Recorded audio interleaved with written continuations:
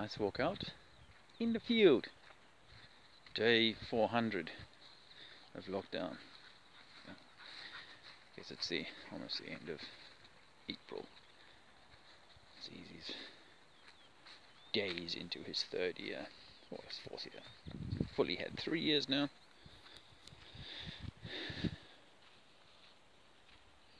Can write so many words and is just so interested in learning all the time.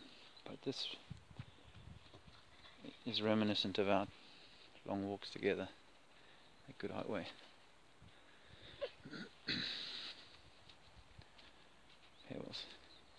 Is definitely getting more used to Zizi, and he's getting softer with her. But the friendship she has with Freya is quite remarkable. Freya was just chasing a rabbit very fast. Well, hare. Freya was running very fast.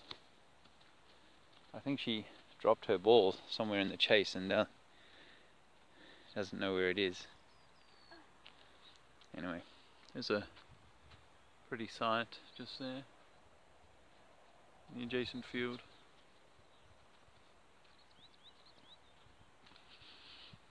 And the houses are obviously on the roadside out there. Yeah, this weather has improved since our first few weeks here, and it's really given me the opportunity to get easy used to walking out again, being outside and interacting with everything that's here in nature. Admittedly, it's been like something of a hurdle to overcome because of all the time where I haven't been available for this, or the situation more likely hasn't been appropriate. But, being away from MMY for an extended period of time even that took a little time to get comfortable with, and we're still building that up. But having Freya, means that we're far more eager to go out. Definitely far more eager to go out. That makes my heart happy, because we have come to rely a bit on the YouTube as a source of entertainment. However, it is admittedly mostly vegetable identification. Fox playing, cats playing with balloons is probably the most watched genre at the moment. So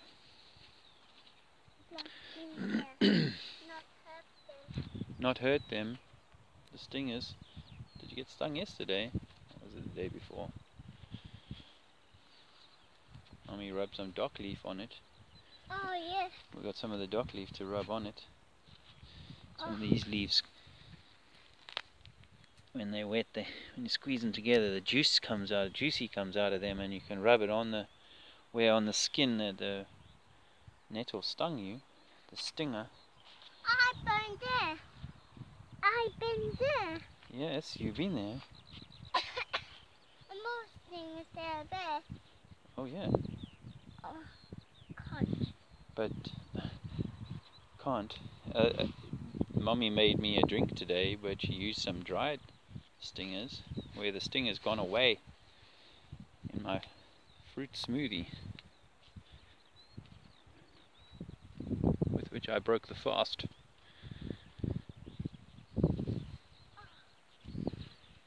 Feels like this is a time for quieter contemplation. I have been emotionally. Oh, there's some hares running across the field. They provide endless some entertainment. You see this monkey? I can see some rabbits in the field running. We're going to keep going towards Freya that way. There. I'd like to. No, there. You want to go there?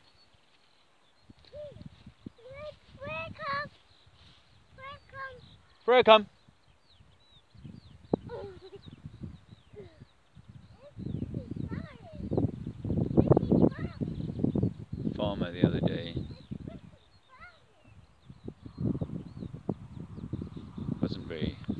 Pretty flowers. Rapeseed, they taste very nice actually. Like a kind of cabbage. Farmer asked me to not walk on the land. Okay, I'm going to walk in the tracks where your tractor runs, so I'm not really don't want to cause any harm. It's easy, obviously needs somewhere to go. Daddy come through there into the flowers. Wow. And we try not to damage any of the flowers, okay? This is the farmer's crop. And this is how you have to farm nowadays. You have to farm in large fields. Otherwise... Spikies too? Oh yeah, I see them. Good thing you're wearing socks today. How unusual.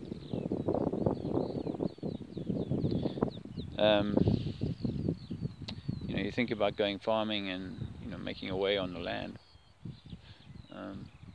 This is why things are produced in mass, because they can do it more cheaply, and therefore control the market and make it difficult for people to exist in a marketplace in which these things are perhaps undervalued. Oh, you made it!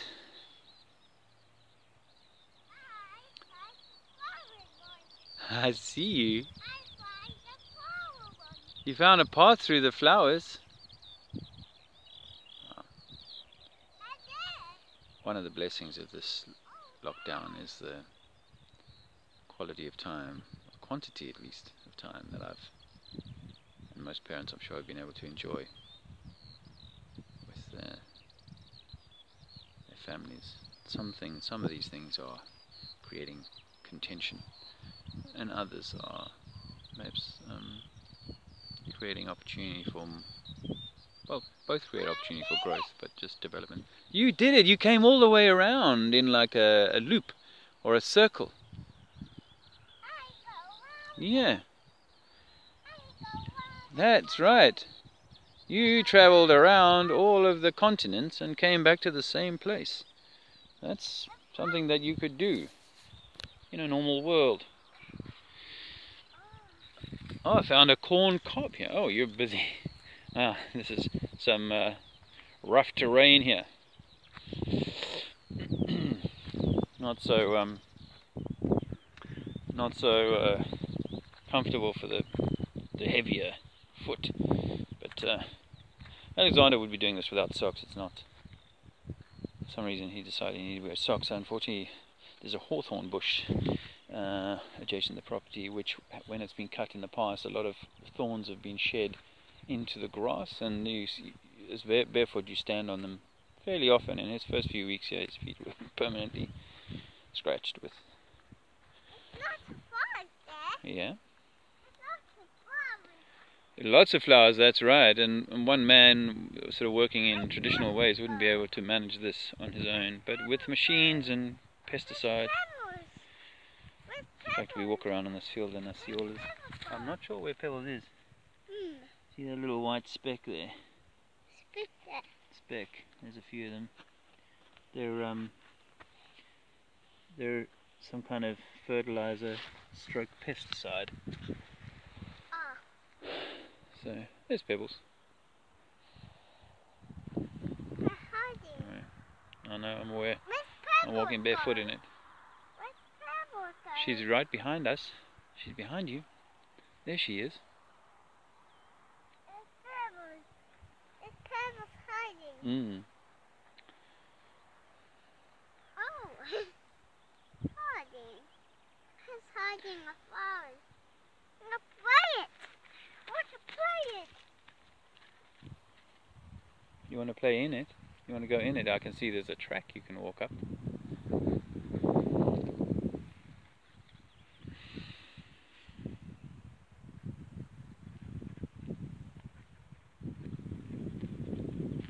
Such a beautiful age.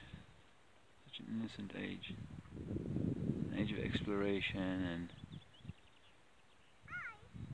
getting into new environments. And you playing, clever boy, that's beautiful. Oh, I'll have to. Okay. Daddy coming. This ground is hard. It's like kind of mud stuff that dried into fairly sharp peaks. And it's quite stony. It's amazing how much stone exists, you know, in the soil. You have to wonder about that, eh? Like, what are we really looking at? Anyway, I don't want to get waylaid in the wise up department.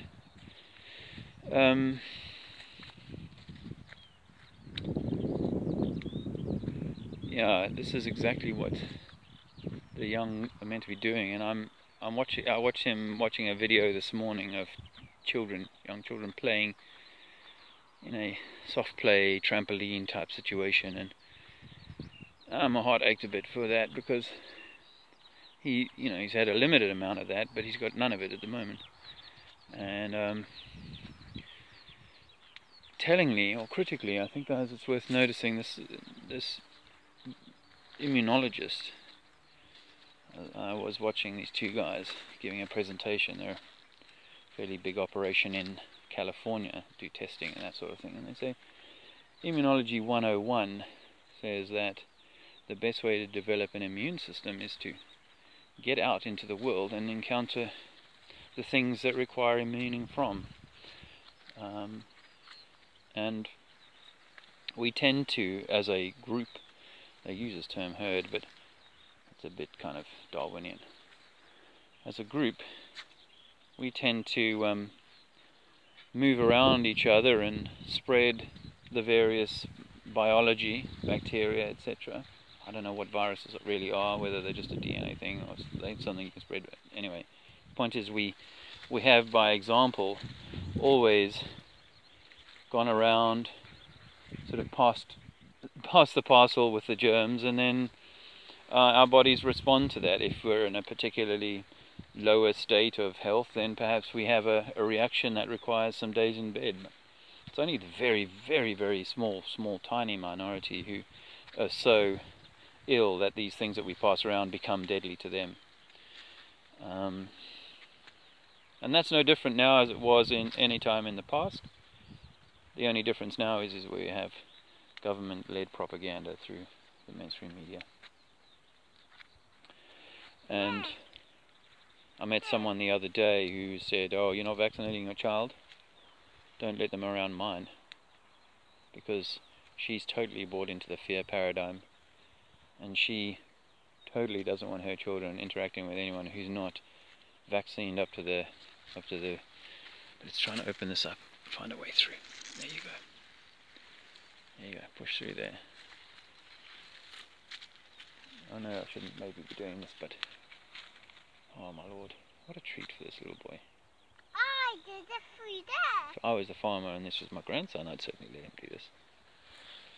Or this was my son. This is... Anyway, so the point is,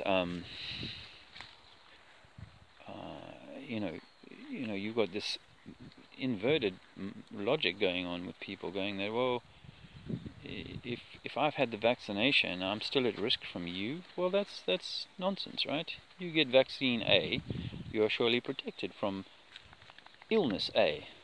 And if someone comes near you who happens to have that, they probably would have stayed in bed best, but they happen to come near you, and you've got the resistance, you've got the antibodies, you've got all the pharmaceutically sponsored protection, right? So what could be the problem? Why would you need to worry about anybody else? Well, this woman was absolutely clear that her children are at risk from healthy children who are not protected. And this is where we're going. This is where we're being pushed into another division, another key grouping. But it does seem like the fear campaign is going to be the one that holds the minds of the masses, and therefore will become state policy to be enforced by state troopers and various other levels of officialdom.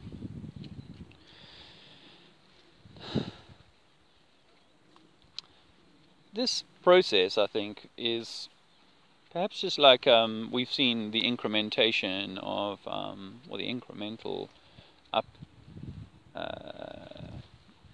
take of security measures in airports and so on. You know, it's been a 20-year journey, probably maybe 20 when the Lockerbie bombing, you know, those sorts of things. They've all been over 20 and 30 years, slowly ramping up the kind of the legitimacy of the degree of intrusion afforded to the state. So, although there's going to be some big steps coming, there may also be many years in which all of these sort of Orwellian state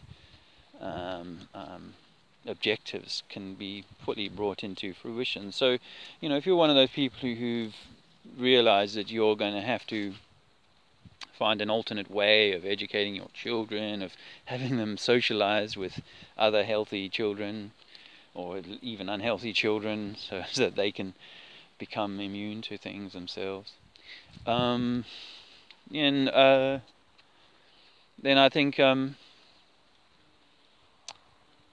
I lost my train of thought there. I realize how far we're taking this walk, and I'd agreed not to take the dog too far without letting everyone know. I'll have to send a message back home. Anyway,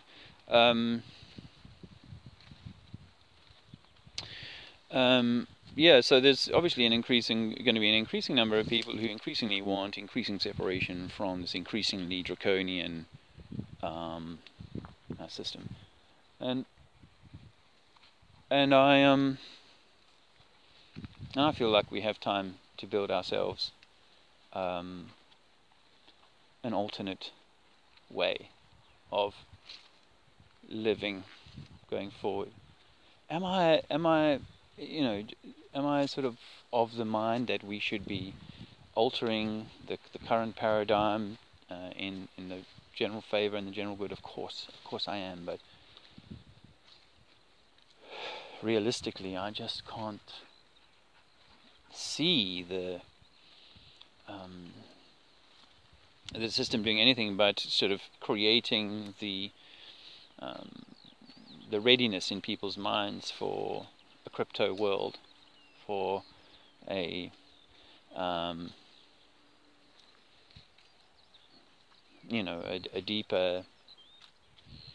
deeper relationship with technology, a lesser relationship with nature, a deeper technology with a supply chain, a lesser reliance on, well, a lesser self-reliance, or a lesser capacity for self-reliance.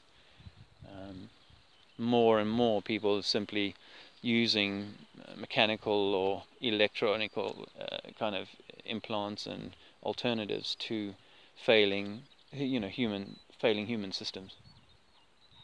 These all failing as a consequence of the toxification program that remains in place. You know, there's far too many healthy people for it to just well, let me row back from that. Scrub that last bit about the healthy people. I just don't think that the machinery can move quickly enough to get enough people. However, it is obviously going to use increased social pressures on what we see now with this corona thing, that it's your responsibility and you're irresponsible if you take the non-fear, the I'll trust nature, thank you, I'll trust my own body's ability to care for itself, and if I'm near the end of my life and I'm extremely frail, I'm not going to expect the entire village to shut down simply because. Yeah. Freya's just over there and on the bank. I can see her head there. I think it's time we got to turn back and go back to Mummy. Okay? Let's go back.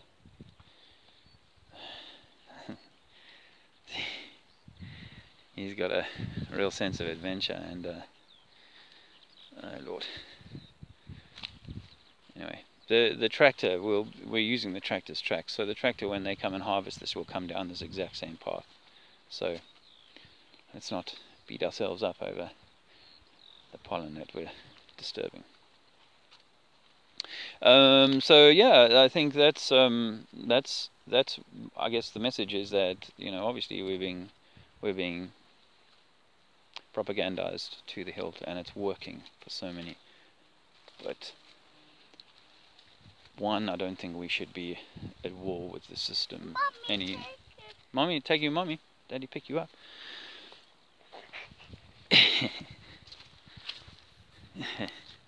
Let's see if we can do it this way for a bit. Yeah, I don't think we should be at war with the system, at war with anything, anyone. Those people, those things that have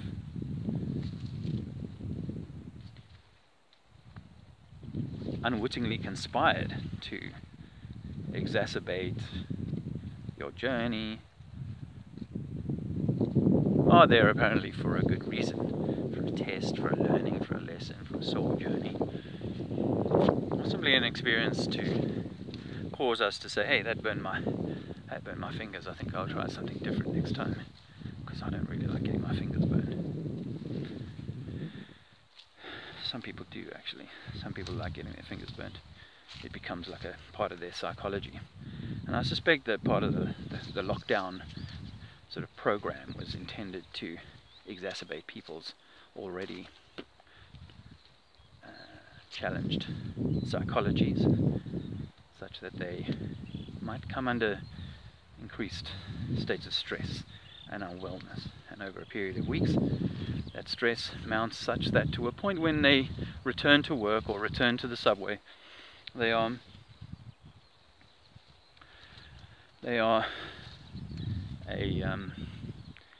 willing recipient of whatever Viseria, Coronia, whatever, you know, whatever bugs and germs are prevalent, you know, or whatever truly creates the sickness process. But this is where we think that there might be this peak centered on St. Corona's Day on the 14th of May, but coming, you know, the week before, perhaps in virus stuff. And then Andrew said something to me this morning about there's going to be a big revelation, you know. This is what the stars are saying, this is what some of my guides are saying. There. There she is, yes. Go. Oh no, we must stay on the track until she'll follow us. We must stay on the track until we get there. Okay? Hopefully we haven't been spotted by the farmer. Because, I don't know, I just don't feel like they're all that community minded, despite us really being in this together. Hey, we've all got lots of lessons to learn, haven't we? Anyway, I hope that was useful, and we'll look forward to seeing you soon. Yeah, and we'll be constantly, well, once the quieting is over, we'll be constantly looking for the way forward. Well, we are looking for the way forward, both in terms of our personal situation and our duty to the greater good. Have a good day.